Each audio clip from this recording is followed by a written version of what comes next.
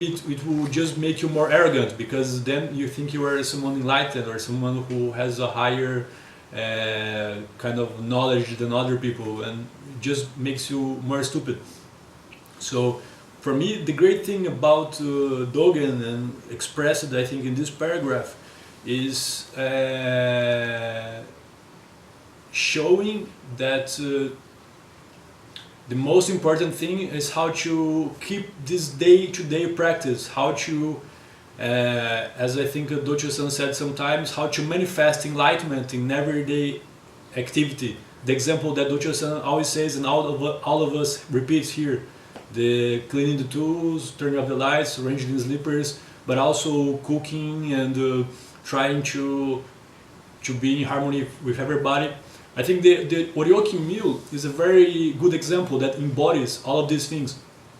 In the beginning, I think everybody doesn't like it so much, but I think with time you start to see some beauty and some meaning in the Oryoki eating, because in the Oryoki eating, you really have to be present. So it's a way of really being present in what you're doing. Because I think all of us know, when we started eating with Oryoki here, if you start to space out, to just wander in your mind, you're gonna mess up everything. And you also, one very interesting thing about the Oryoki thing is not only you have to be present, but you have to be aware of others. Because if you're just present in your own thing, but somebody is passing you the rice offering, like you're just like completely lost.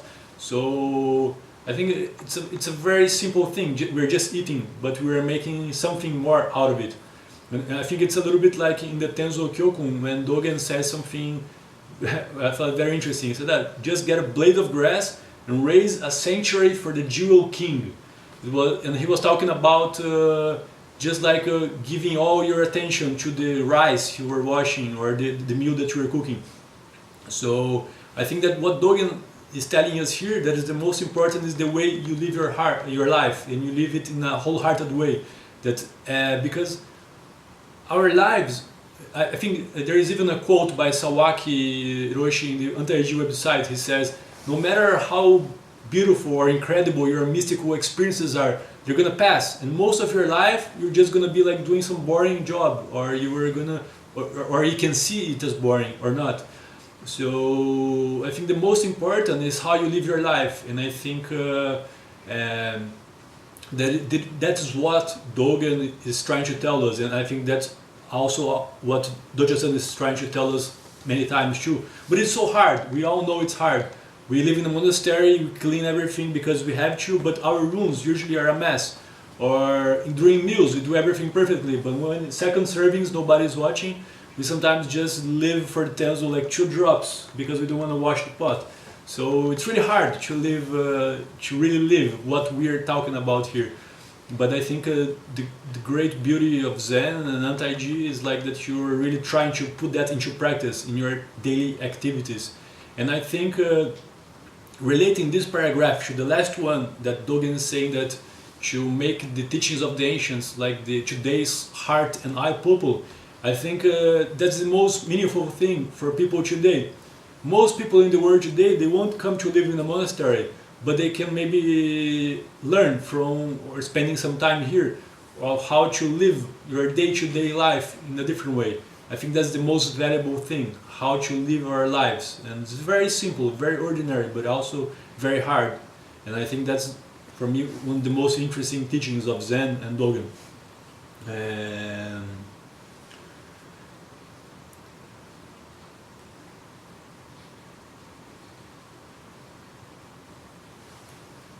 there is also the next part then.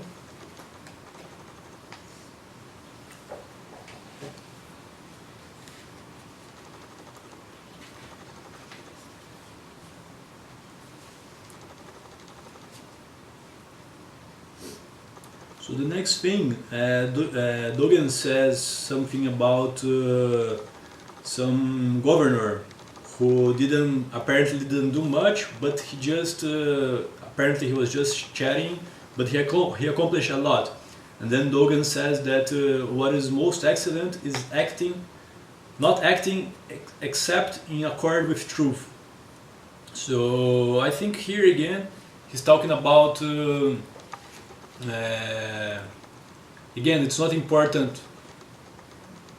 what you do, but how you do it, and with whether it's with heart or not.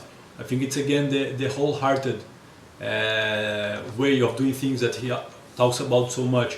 In the next paragraph, Dogen talks about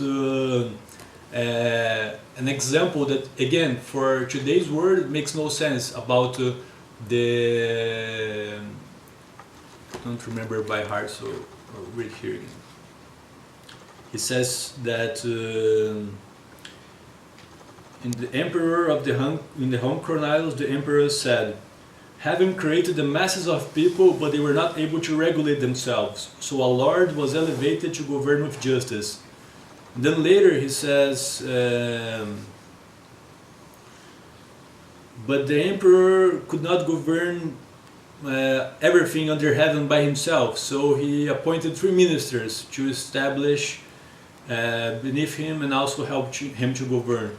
I think Dogen is giving an example that maybe was meaningful for people of his time, like the emperor as a son of heaven, but nobody today would think of that. But it's we can very clearly see the example of the prime minister and the other ministers in any government, and that you really have like an organized society in a large scale or a small scale. You need to delegate. So I think here it's the example of anti-G with all the different responsibilities that we have,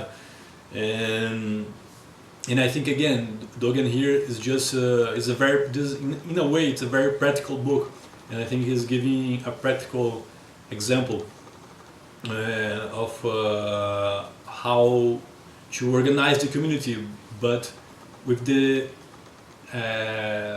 objective of keeping the teaching alive and to living with this decorum, which is the way that we do every activity and how we relate to each other. So I think this was basically the essence from what I understood from this part. So that's it. Are there any questions or comments?